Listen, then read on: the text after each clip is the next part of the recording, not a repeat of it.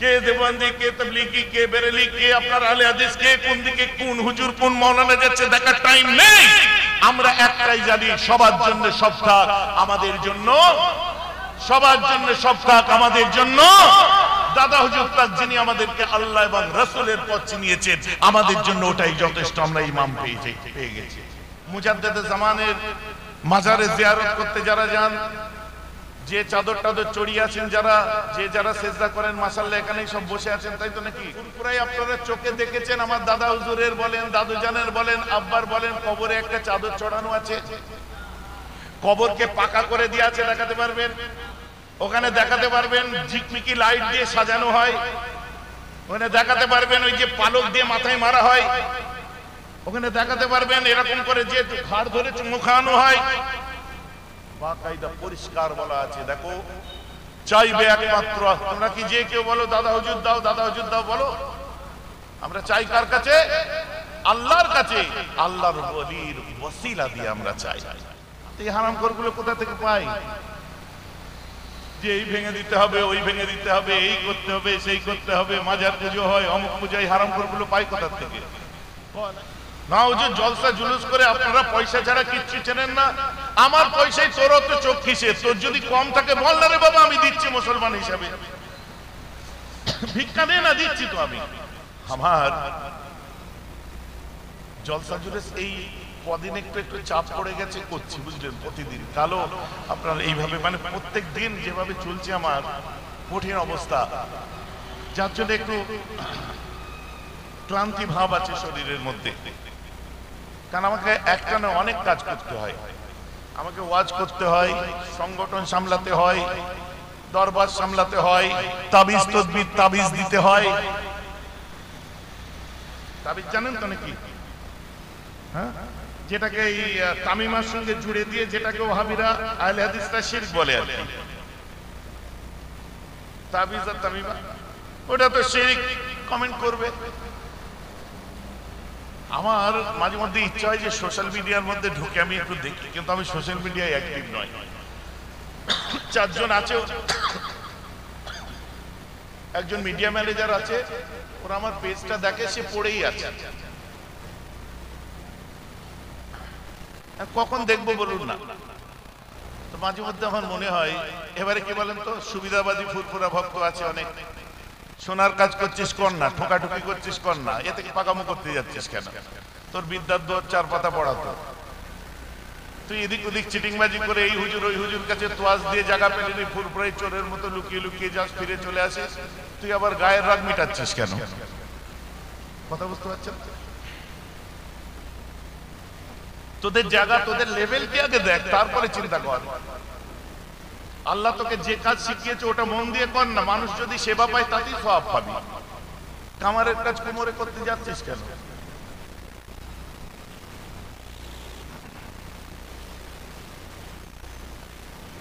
ও তো ধরতে না পারলে পুড়ে মরবি।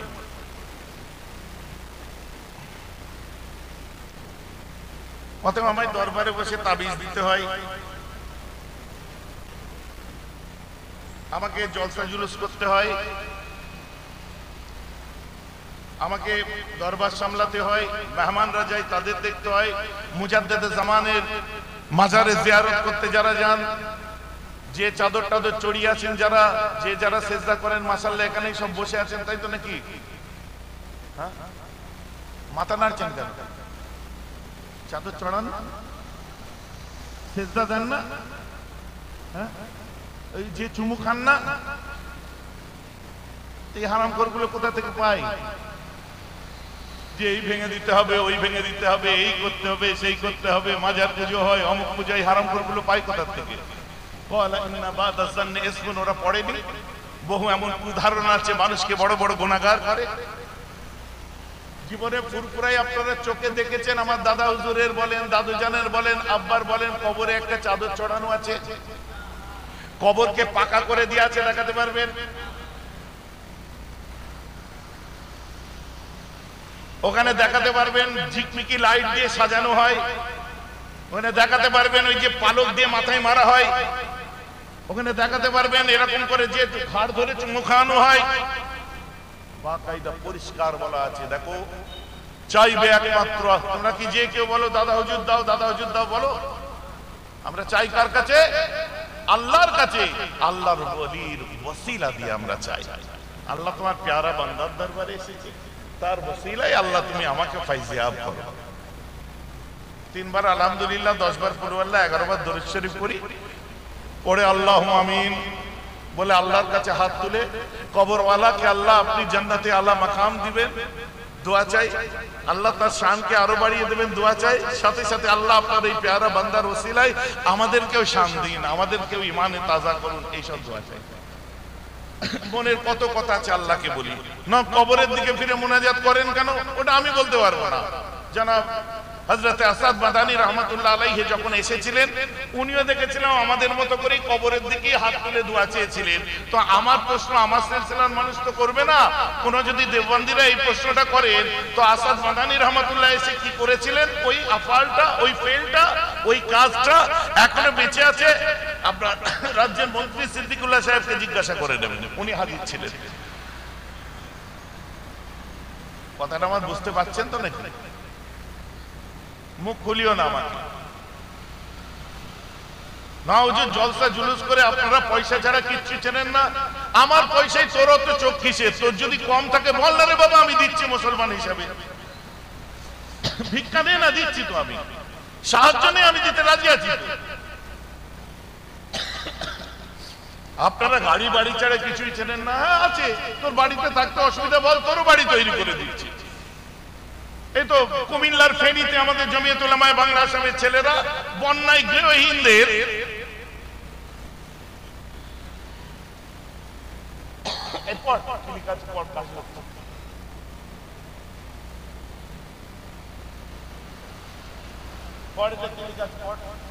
ছবি নিচে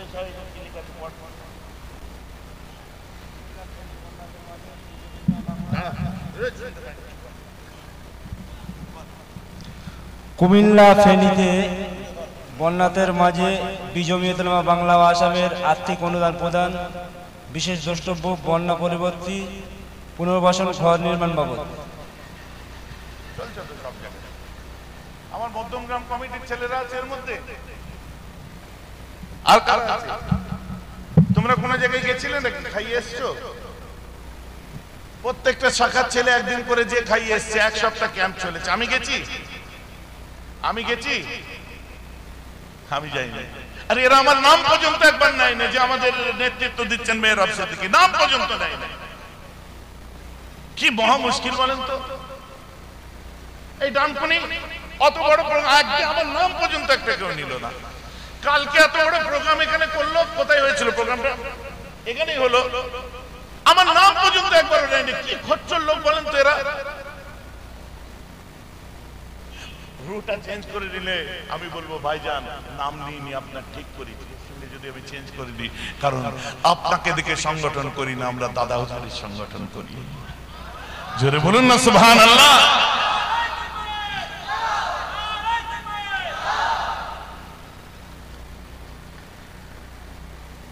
প্রসঙ্গ তো আসলো যখন জমিয়তের ছেলেরা এখানে আছে, সামির ভাইটা, শাহরুখ সব আছে, আরো সব সবার নাম বলেছে। হ্যাঁ হিসাব সবার নাম বলেছে।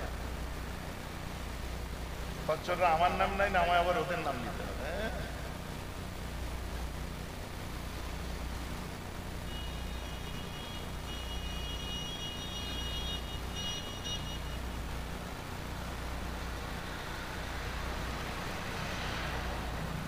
এটা দরুদ শরীফ পড়ুন। আল্লাহুম্মা সাল্লি আলা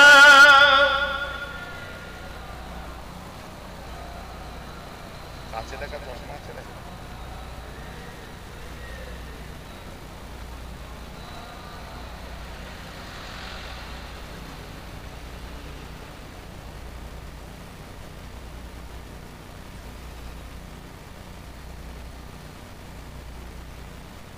ফুরফুরা শরীফের 3 প্রতীক্ষিত, ঠিক আছে? এখান থেকে আমি কোট করছি। ফুরফুরা শরীফের তত্ত্বাবধান, ফুরফুরার শায়েখের তত্ত্বাবধানে ও নেতৃত্বে জমিয়ত উলামায়ে বাংলা ও আসাম নামে প্রতিষ্ঠিত হয় 1926 খ্রিস্টাব্দে। মৌলানা আবু বকর সিদ্দিকী সে সকল প্রতিষ্ঠানের সভাপতি ছিলেন এবং তার সহসভাপতি ছিলেন যথাক্রমে মৌলানা রুহুল আমিন রহমাতুল্লাহ আলাইহি। মানে রুহুল আমিন এখানে লিখেছে, আমি রহমাতুল্লাহ আলাইহি বললাম। আর আমি ঠিক পড়ছি না, চিটিংবাজি করছি, দেখবে।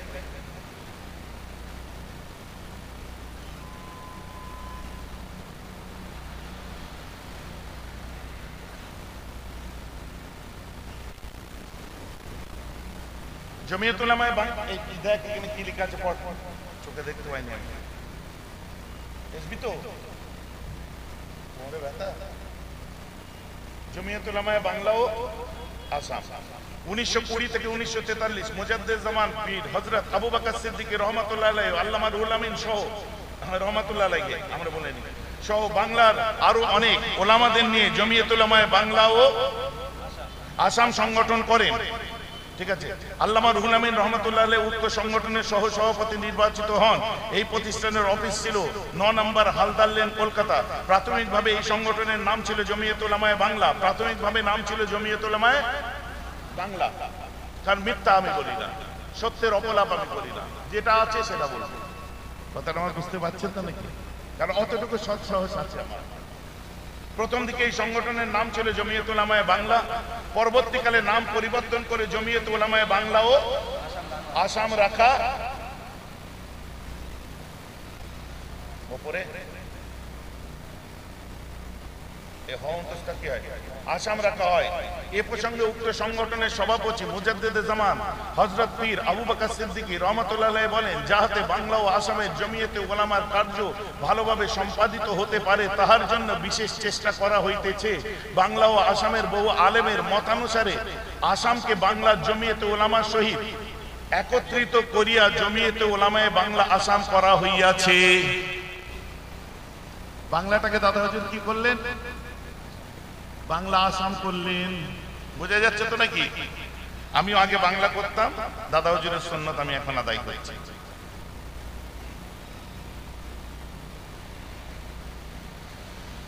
ভাই যে আমার কথা খারাপ লাগছে নাকি শুনতে? সংগঠনের ছেলেদের কি মনে হচ্ছে? উড়ো কথা গুলিতে যারা উড়িয়ে দেয় একবার আমার সামনে বসিয়ে দেন তো এক্ষুনি।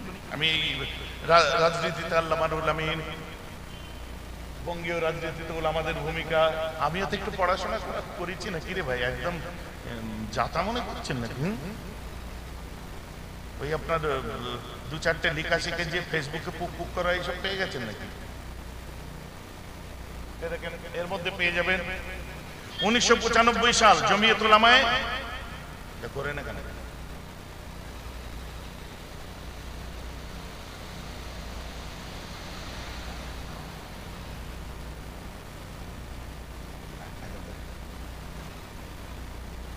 এটা অনেকের বাড়িতে আছে, আপনারা দেখবেন এই পিডিএফটা আমার দেখে নেবেন পরে। এই জিনিসটা পুরনো যারা জমিয়ত করে তাদের কিন্তু চোখে এখনো ভাসছে, কারণ ফরম্যাটটা একই আছে। এই যে পুরনো জমিয়ত করারা, এটা জমিয়ত সমাচার বার হতো 3 মাসে পত্রিকা, যেটা জমিয়ত। এটা কি লেখা আছে? 1995। আচ্ছা, ফুরফুরা শরীফের ইসালে সাহেব সংখ্যা, ফুরফুরা শরীফের মুজাদ্দেদে জামান হযরত পীর মাওলানা আবু বকর সিদ্দিকী রহমাতুল্লাহ আলাইহি কর্তৃক প্রতিষ্ঠিত জমিয়ত উলামায়ে বাংলা আসামের মুখপত্র জমিয়ত সমাচার, ত্রৈমাসিক। পত্রিকা সম্পাদক মোহাম্মদ আবুল ফারাজ সিদ্দিকী, পীর সাহেব, ফুরফুরা শরীফ। কেন্দ্রীয় অফিস ফুরফুরা দরবার শরীফ। ঠিক আছে,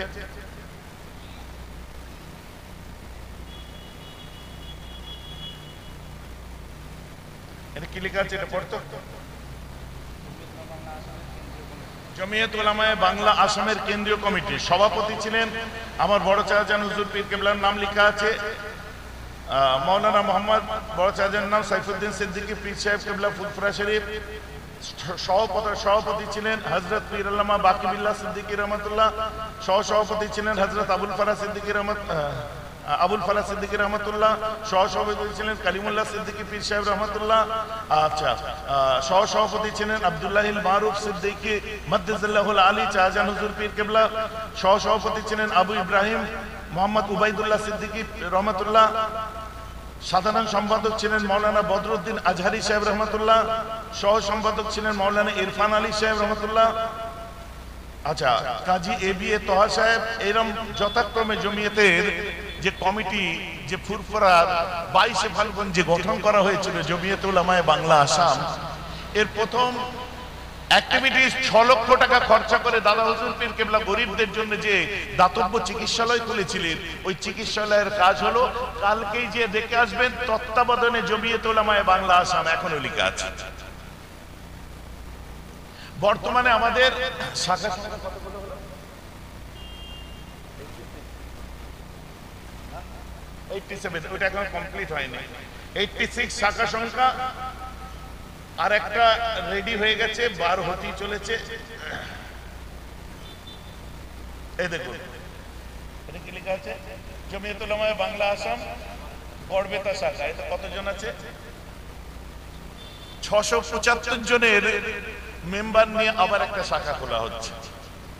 এইভাবে পরস্পর বেড়েই চলেছে। এর মধ্যে আমাদের 2-3টে শাখা আছে, কালকে সব এসেছিল, আজকেও আবার সব এসেছিল, বিভিন্ন জায়গায় এরা সব দাওয়াত দিয়েছিল। তো আমি বলেছি গাঁটের টাকা খরচা করে যেতে হবে, কারণ আমি তোমাদের শাখা থেকে যেমন কেন্দ্রে চারানা পয়সা নিই না, তো শাখার টাকায় গাড়ি ভাড়া করে আর একটা শাখায় যাওয়া যাবে না, যদি যেতে হয় গাঁটের টাকা খরচা করে যাও। ঠিক আছে?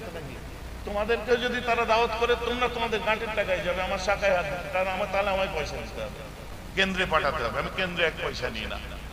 একটা অ্যাম্বুলেন্স আছে, আর একটা অ্যাম্বুলেন্স তারা বার করতে চলেছে, এখানেও দেখুন একটা অ্যাম্বুলেন্স বার হবে। অতএব কোন দিকে তাকিয়ে সময় নষ্ট করার সময় আমার নেই, সামনে তাকিয়ে এগিয়ে চলো, এটাই হচ্ছে আমার মোটো। যে আমি যতক্ষণ পর্যন্ত ইধার উধার কথাবার্তা বলবো, তার থেকে আমি আমার কাজে ফোকাস করব। আমার যুবকেরা বুঝতে পারলেন তো? আমার সঙ্গে একমত তো আপনারা? হাত তুলে দেখান তো একটু দেখি। নারে তাকবীর, নারে তাকবীর। মাশাআল্লাহ, মাশাআল্লাহ, মাশাআল্লাহ।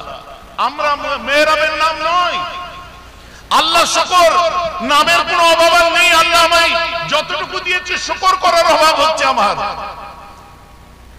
আপনাদের দোয়ায় বহু জায়গায়, বহু দেশ, বহু মানে ভারতবর্ষের প্রায় সবগুলো রাজ্যই বলতে পারেন আমার ঘোরা হয়ে গেছে। শুধু বাঙালিদের মধ্যে নয়, অবাঙালিদের মধ্যে। আপনি দেখুন পেনসিলভেনিয়া দেখুন, অ্যারিজোনা দেখুন, আপনার কি বলে road island, Boston city, USA তে দেখুন, লন্ডনে দেখুন, অস্ট্রেলিয়া দেখুন, সব জায়গাতে আল্লাহ শুকর মহব্বতের মানুষ আসে। যারা এদের ইউটিউবারদের ইউটিউব দেখছে, বিভিন্ন দেশ থেকে কমেন্ট করছে, দেখেন ভালো করে কত দেশের শ্রোতারা দেখে, জিজ্ঞাসা করেন। তো আমার নতুন করে আমার নাম নিয়ে আর আমাকে কিছু দিতে হবে না, ওটার আমার দরকার নেই। মুজাদ্দেদে জামানের কাজটা করছেন, নিজের আইডেন্টিটি আপনারা তৈরি করুন, মজবুত হন। মুজাদ্দেদে জামানকে আইডিয়ালাইজ করেছি, মুজাদ্দেদে জামান তার 5 কলিজার টুকরো তার খোলাফারা যে খেদমত করে গেছেন, আমরা সেই পথে চলতে চাই। এখানে আমরা কোনো হুজুর চিনি না, মাওলানা চিনি না, পীরজাদা চিনি না, মলি সাহেব চিনি না, আপনার মুরিদ সাহেব চিনি না, খলিফা সাহেব চিনি না, কিচ্ছু চিনি না। কে দেওবন্দি, কে তাবলীগী, কে বেরেলি, কে আপনার আহলে হাদিস, কে কোন দিকে কোন হুজুর কোন মাওলানা যাচ্ছে দেখার টাইম নেই। আমরা একটাই জানি, সবার জন্য সব থাক, আমাদের জন্য সবার জন্য সব থাক, আমাদের জন্য দাদা হুজুর তাক, যিনি আমাদেরকে আল্লাহ এবং রাসূলের পথ চিনিয়েছেন, আমাদের জন্য ওটাই যথেষ্ট। আমরা ইমাম পেয়ে গেছি। বুঝতে পারছেন কি পাচ্ছেন?